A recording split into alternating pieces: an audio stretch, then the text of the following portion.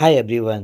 देखो SSC MTS 2025 की तैयारी कर रहे हो या किसी और एग्जाम की तैयारी कर रहे हो, एक नोटिस आया है एसएससी का ओटीआर से रिलेटेड, वन टाइम रजिस्ट्रेशन से रिलेटेड। ये नोटिस के बारे में आपको कंप्लीट जानकारी होना बहुत ज़्यादा ज़रूरी है, क्योंकि ऐसा ना हो कि आप अपनी तैयारी करो और सिलेक्शन ले लो और बाद में अपने डॉक्यूमेंट वेरिफिकेशन में इसकी वजह से यहाँ पर आपको अलग बाहर कर दिया जाए एग्जाम से।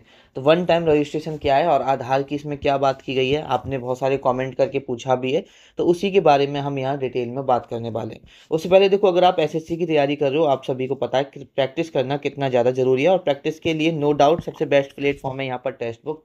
अगर आप एक बार पास ले लेते हो तो डिफरेंट एग्जाम्स के आपको पास लेने की जरूरत नहीं है।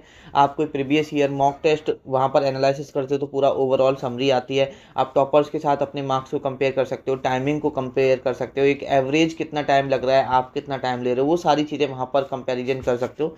और धीरे धीरे प्रैक्टिस के साथ साथ अपने आप को इम्प्रूव कर सकते हो। एसएससी की तैयारी में सबसे ज़्यादा ज़रूरी होती है प्रैक्टिस, और उसके लिए जैसे एक बार पास ले लोगे तो डिफरेंट एग्जाम्स के आप mock test, previous year, sectional test सब कुछ एक्सेस कर सकते हो यहाँ पर टेक्स्ट बुक प्लेटफॉर्म पर।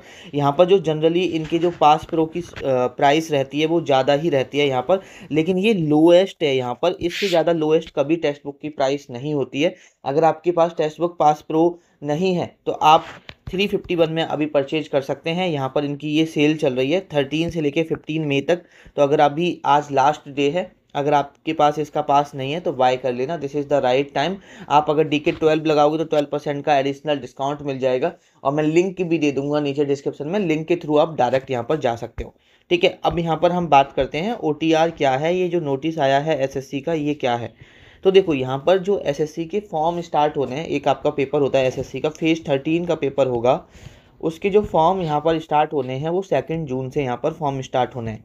एसएससी ने एक पहले भी यहाँ पर आपका आधार कार्ड से रिलेटेड नोटिस निकाला था, लेकिन दोबारा से एसएससी ने बोला है, it is informed that one time registration will be Aadhaar enabled for 2025 examination cycle and onward, that is from 2 जून 2025। देखो, मैं आपको एक सिंपल सी बात बताता हूँ यहाँ पर कि जो आपका एसएससी है उसमें क्या है, बहुत सारे एग्जाम होते हैं, तो वो आपका रजिस्ट्रेशन करते हैं, जो कि आपको सिर्फ एक बार यहाँ पर रजिस्ट्रेशन करने की ज़रूरत है, जिसमें आपकी बेसिक डिटेल्स डाली जाती हैं। आपका नाम क्या है, आपका फ़ोन नंबर क्या है, आपका ईमेल क्या है, आपके फादर का नाम क्या है, आपके मदर का नाम क्या है, कुछ बेसिक डिटेल्स होती हैं जो आपकी फिल होती हैं। उसके बाद आपका एक यूजर आईडी क्रिएट हो जाता है, और एक जो आप पासवर्ड बनाते हो वो आपका पासवर्ड क्रिएट हो जाता है। ठीक है, तो ये वन टाइम करना होता है। उसके बाद आप एसएससी का कोई भी पेपर दीजिए, एक साल में दीजिए, अगली साल दीजिए, वो कितनी बार भी आप उस यूजर आईडी और पासवर्ड को लॉगिन करिए, आपकी आईडी लॉगिन हो जाएगी, फिर आप किसी भी फॉर्म के लिए अप्लाई कर सकते हैं। तो वन टाइम रजिस्ट्रेशन का मतलब अपनी एक बार आपने डिटेल डाल दी। अब बहुत सारे बच्चे होंगे जिन्होंने, जैसे एमटीएस की ही बात करता हूँ, जिन्होंने एमटीएस 2024 दिया होगा तो उनका तो ओटीआर पहले से ही हो रखा होगा, उनके लिए भी जरूरी बात है इसमें। ठीक है, और कुछ बच्चे ऐसे होंगे जो एसएससी के फील्ड में पहले ही आए होंगे, उन्होंने एसएससी का इससे पहले कोई एग्जाम दिया ही ना होगा, तो ना तो आपका रजिस्ट्रेशन नहीं हुआ होगा, आपके पास वन टाइम रजिस्ट्रेशन का यूजर आईडी और पासवर्ड नहीं होगा, तो आपको तो नया लॉगिन करना पड़ेगा।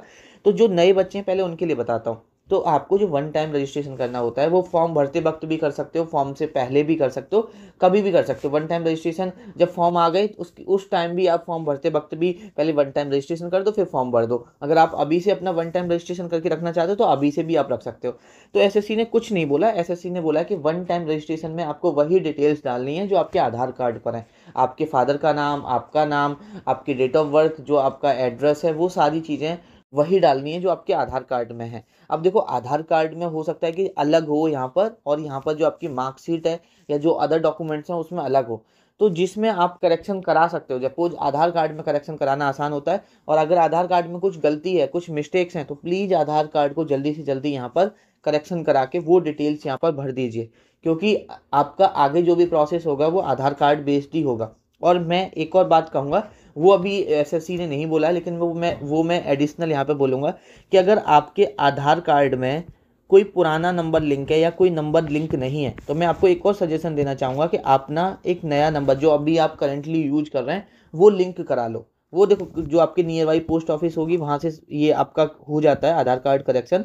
एक तो अगर कोई करेक्शन रिक्वायर्ड है आपके आधार कार्ड में, वो करेक्शन करा लो, या आपका यहाँ पर कोई नंबर या तो बहुत पुराना है, वो उसको आप यूज ही नहीं कर रहे अब नंबर को, या कोई नंबर ऐड ही नहीं है तो वो करा लो। कभी कभी क्या होता है, बहुत सारे डॉक्यूमेंट में हम अब आधार कार्ड बेस्ड होता है, और वहाँ पर जब हम आधार कार्ड नंबर डालते हैं तो वो जब भी हम आगे प्रोसेस कर सकते हैं उसको, जब आप जो आधार कार्ड में नंबर लिंक होगा उस पर ओटीपी आएगा, वो ओटीपी डालना होता है। अब भैया या तो ऐसा है कि बहुत पुराना नंबर था वो बंद ही होगी तो ओटीपी कहाँ से आएगा, या आपके में नंबर ही लिंक नहीं है तो ओटीपी कैसे आएगा। तो ट्राई करो कि आप देखो, एसएससी ने नहीं बोला कि हम उसमें नंबर लिंक होना चाहिए, ओटीपी आना चाहिए, लेकिन हो सकता है कि आगे कर दे। लेकिन अदर डॉक्यूमेंट में भी आपको जरूरत पड़ती है, तो अगर आप आधार कार्ड करेक्शन कराओ तो ये नंबर भी आप करेक्शन करा लेना। अपना जो नया नंबर हो जो अभी यूज कर रहे हो वो होना चाहिए। और जिनका आधार कार्ड बिल्कुल सही है, खाली नंबर की प्रॉब्लम है, तो वो एक दिन निकाल के अपना ये आधार कार्ड करेक्शन वाला जो नंबर मैंने बताया ये करा लो। ये बहुत सारी जगह आने वाला है, वो टोटली यही होने वाला है कि जहाँ आधार कार्ड की रिक्वायर होती है वहाँ पर अब जो मोबाइल लिंक है वहाँ पर आपका ओटीपी जाएगा।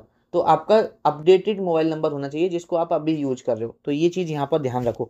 तो एक तो ये तो हो गया नए बच्चों के लिए कि नए बच्चे। अब यहाँ पर हैं कुछ जो पहले से एसएससी में एसएससी के एग्जाम देते आ रहे हैं, उनका पहले से यहाँ पर वन टाइम रजिस्ट्रेशन हो चुका है। तो जिन बच्चों का यहाँ पर वन टाइम पहले से रजिस्ट्रेशन हो चुका है वो 31 मई 2025 तक, अगर उनकी कोई डिटेल्स आधार कार्ड से मैच नहीं करती, आधार कार्ड में कुछ और है और वहाँ पर कुछ पोर्टल पर कुछ और है, तो वो अपना रेक्टिफाई कर सकते हैं, चेंज कर सकते हैं, उसको सुधार सकते हैं।